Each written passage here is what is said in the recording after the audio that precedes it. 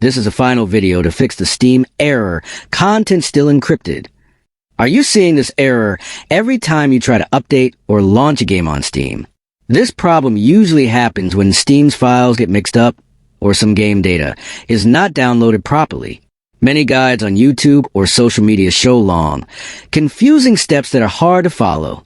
But today on Rexist, I will share a simple trick that can fix this error in just a few clicks. You don't need to reinstall Steam or touch complicated folders. This method refreshes your game files safely and quickly. If you want to make a full step-by-step tutorial showing exactly what to do, comment below and I'll make it for you. Try this easy fix and get back to playing your games without waiting for hours.